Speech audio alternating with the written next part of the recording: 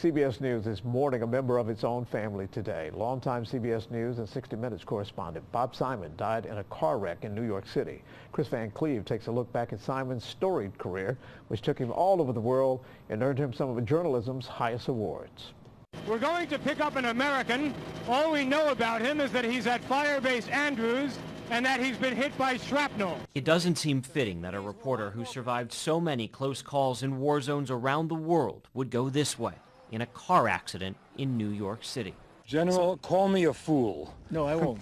Bob Simon was a legendary newsman, a gifted storyteller, honored with 27 Emmys. Do you feel guilty?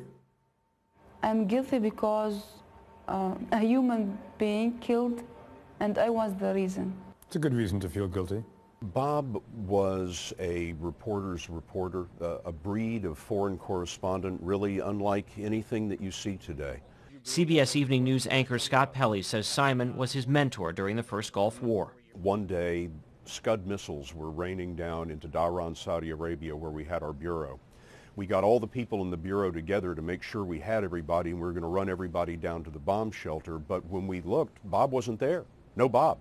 He was on the roof, talking to CBS Radio on the phone, calling in the story. And I remember thinking in that moment, got it. That's what a war correspondent does. Simon came to CBS News in 1967. 4 years later, he moved to Saigon to cover the Vietnam War. He'd built a career in war zones, the Falklands, Yugoslavia, Somalia, and nearly every other conflict in between, spending decades covering the Middle East from Tel Aviv. Tel Aviv's largest square was invaded by sadness. He went where the news was, risking his life along the way. During the first Gulf War in 1991, Simon and his CBS News crew were taken prisoner by the Iraqi military and held as POWs in Iraqi prisons for 40 days. He talked about it with Ed Bradley. It's changed you? Yeah. How? I don't know. Too early to tell. This was Simon's 19th season on 60 Minutes.